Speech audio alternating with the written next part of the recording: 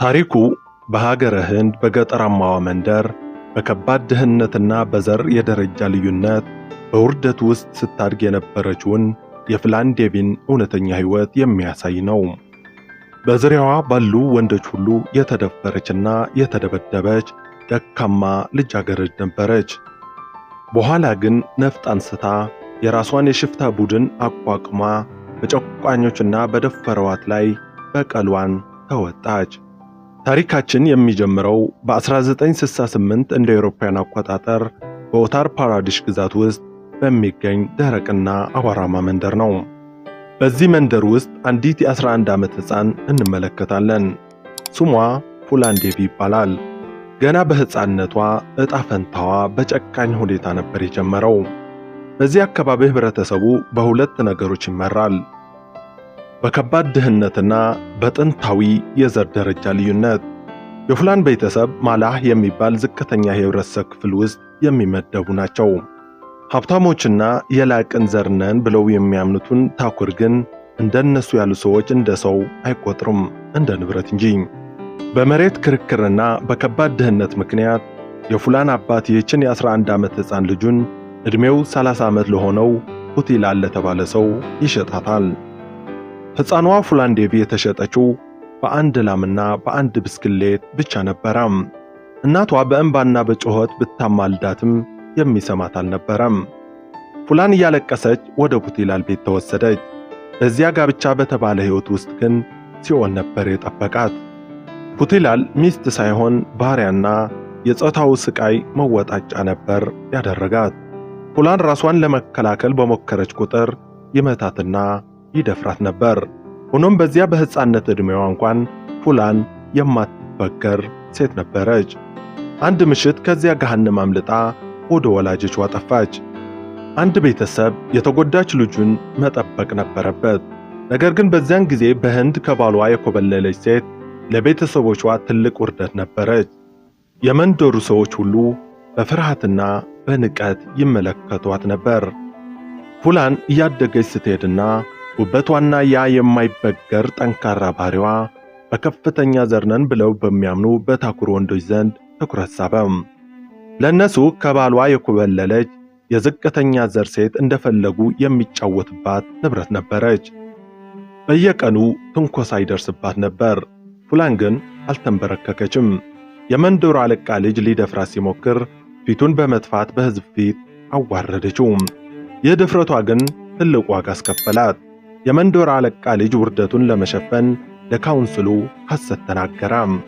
ፉላን በገንዘብ ልታታለኝና ልትደፍረኝ ፈለገች ብሎ ከሰሳት።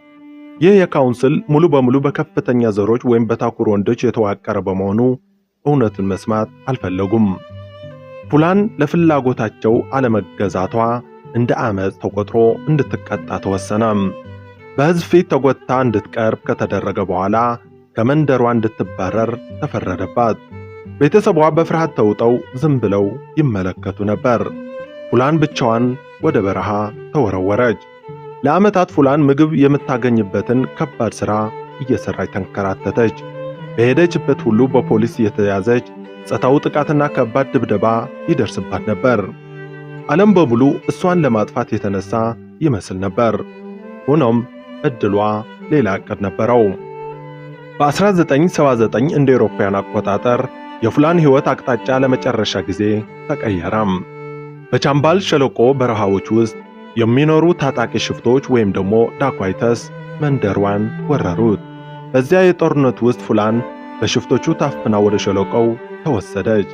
ይህ የሽፍታ ቡድን ባቡ ጉጃር በተባለ ጨካኝ ሰው ይመራ ነበር። ባቡ ፉላንን እንደ ምርኮኛ በመቁጠር ወዲያውኑ ሊደፍራት ሞከረ። ሆኖም ይህ ቡድን በራሱ በዘር የተከፋፈለ ነበር።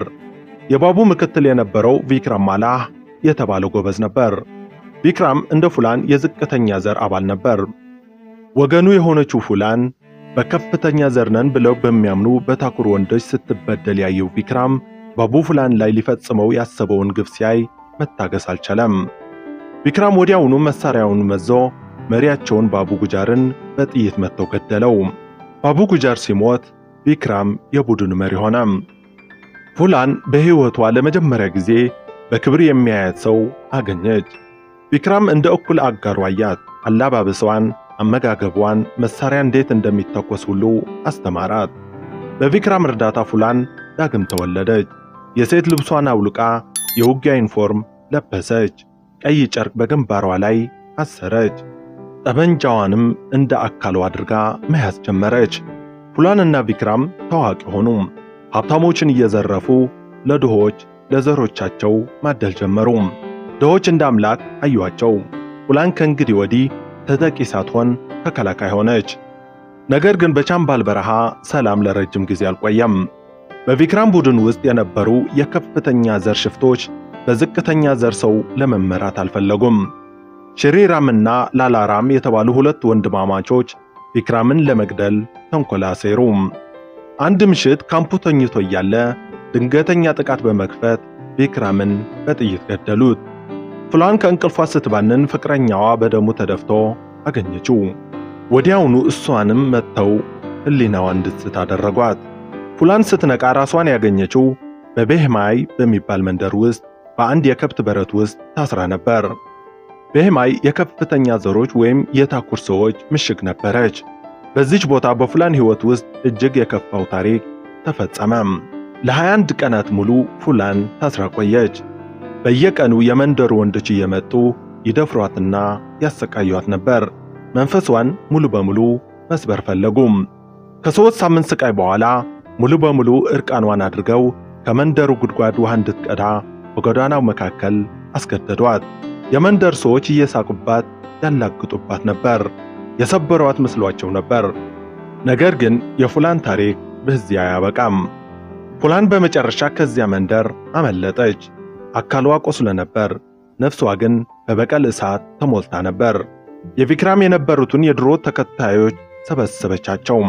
እሷን በሕይወት በማየታቸውና የደረሰባትን ግፍ በመስማታቸው እነዚያ ወንዶች እስከ መጨረሻው ታማኝ ለመሆን ማሉላት። ፉላን ዴቪ ሕጋዊ የሽፍቶች ንግሥት ወይም ደግሞ ባንዲት ኩዊን ሆነች። የፉላን ዴቪ ቡድን እጅግ ጠንካራና ተዋጊ ኃይል ሆነ።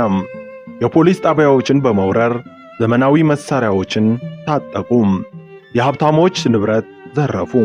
የፉላን ፎቶ በየቦታው ቢለጠፍም ማንነቷና ፊቷን በግልጽ የሚያውቅ ሰው አንድም አልነበረም። ሀብታሞች በመቅጣት የተበደሉ ሴቶችን በመርዳትና የሕፃናት ጋብቻን በማገድ የራሷን ፍትህ ታሰፍን ነበር። ነገር ግን ዋና ዓላማዋ አንድ ቦታ ብቻ ነበር። እሱም ለ21 ቀናት የተሰቃየችበት የቤህማይ መንደር ነው። የካቲት 14 ቀን 1981 እንደ አውሮፓውያን አቆጣጠር በህንድ ታሪክ የማይረሳ የበቀል ቀን ደረሰ። ፉላን ዴቪንና ታጣቂዎቿ የቤህማይን መንደር ወረሩት። መውጫና መግቢያውን ዘግተው ሰዎችን ሰበሰቡ። ፉላን ያሰቃዩዋትንና የደፈረዋትን ሽሪራምና ላላራምን እንዲያመጡላት ጠየቀች። ነገር ግን ወንድማማቾቹ አስቀድመው ከመንደሩ አምልጠው ነበር። በበቀል የተቃጠለችው ፉላን እሷን ያሰቃዩዋትንና እርቃኗን ስትሄድ የሳቁባትን የመንደሩን ወንዶች ሁሉ እንዲሰበሰቡ አዘዘች። 22 የከፍተኛ ዘር ወይም የታኩር ወንዶች ወንዝ አጠገብ ተሰለፉ። ይቅርታ እንዲደረግላቸው ቢለምኗትም እሷ ግን ይቅርታቸው አልተቀበለችም። ፉላን መሳሪያዋን አነሳች፣ አቀባበለችም። አካባቢውም ጸጥ አለ። የመጀመሪያዋን ጥይት ተኮሰች። ወዲያውኑ የቡድን አባላት ተኩስ ከፈቱ። በሰከንዶች ውስጥ 22 ወንዶች ተረሸኑ። ይህ የቤህማይ ጭፍጨፋ በህንድ መንግሥት ላይ ትልቅ ድንጋጤ ፈጠረ። ሚዲያዎች እሷን እንደ ጨካኝ ጭራቅ አድርገው ሲገልጿት፣ አብዛኞቹ የተጨቆኑ የህንድ ድሆች ግን እንደ ነፃ አውጪያቸው እንደ አምላክ ያዩዋት ነበር። ከጭፍጨፋው በኋላ የህንድ መንግሥት ታሪካዊ የተባለ አደን ጀመረ። በሺዎች የሚቆጠሩ ፖሊሶችና ሄሊኮፕተሮች የቻምፓልን ሸለቆ አደኑ። ለ2 ዓመታት ፉላን እየተሸሸገች ቆየች። እጅግ ታማና ደክማም ነበር። ሆኖም በምሰኞች ፖሊሶች እጅ መሞት አልፈለገችም። ፉላን በራሷ ቅድመ ሁኔታዎች እጅ ለመስጠት ከመንግሥት ጋር ተደራደረች። ፉላን ዴቪ ያስቀመጠቻቸው ቅድመ ሁኔታዎች እነዚህ ነበሩ። በእሷና በተከታዮቿ ላይ የሞት ፍርድ እንዳይፈረድባቸው በፖሊስ ፊት ሳይሆን በጠቅላይ ሚኒስትር ፊት ብቻ እጅ ለመስጠት፣ ለአባቷ የተወሰደው መሬት እንዲመለስለት እንዲሁም ተከታዮቿ ከ8 ዓመት በላይ እንዳይፈረድባቸው የሚሉ ነበሩ። መንግስት ሁሉንም ቅድመ ሁኔታዎች በጸጋ ተቀበለም። የካቲት 1983 እንደ አውሮፓውያን አቆጣጠር ከ10,000 በላይ ሕዝብ በተሰበሰበበት ቦታ ሁላንዴቪ ቀይ ጨርቋ እንደታጠቀች ወጣች። መሳሪያዋን በማህተማ ጋንዲና በአምላክ ዱርጋ ምስል ፊት አስቀመጠችው። ተዋግታ አሸንፋለች፣ በሕይወትም ተርፋለች። ሁላንዴቪ ያለምንም ፍርድ ለ11 ዓመት ታስራ ከተቀጣች በኋላ በ1994 እንደ አውሮፓውያን አቆጣጠር ተፈታች። ታሪኳ ግን በዚህ አላበቃም። በ1996 እንደ አውሮፓውያን አቆጣጠር ወደ ፖለቲካ በመቀላቀል ለፓርላማ ተወዳድራ አሸነፈች። ትናንት በፖሊስ ስትደበደብ የነበረችው ልጃገረድ ዛሬ ለሴቶችና ለድሆች መብት የምትታገል የህንድ የፓርላማ አባል ሆነች። ከዚህ ሁሉ ስኬት ጋር ግን በ2001 የአውሮፓውያን አቆጣጠር በበማይ ጭፍጨፋ ምክንያት በቀል ለመውሰድ በፈለጉ ወንዶች ተገደለች። ሆኖም የባንዲት ኩን ታሪክ ለዘላለም ሕያው ሆኖ ይኖራል። ይህ ታሪክ ሕግ ሊጠብቅህ በማይችልበትና ህብረተሰቡ ሊያጠፋ በሚነሳበት ጊዜ መሳሪያ ማንሳት ወንጀል ነው ወይስ ብቸኛው መንገድ የሚል ጥያቄ የሚያጭር ነው። የተወደዳችሁና የተከበራችሁ የዚህ ቻናል ቤተሰቦች ለዛሬ ይዘንላችሁ የቀረብነው እውነተኛ ታሪክ ይህን ይመስል ነበር። በቀጣይ በሌላ ታሪክ እስክንገናኝ ቸር ሰንብቱ።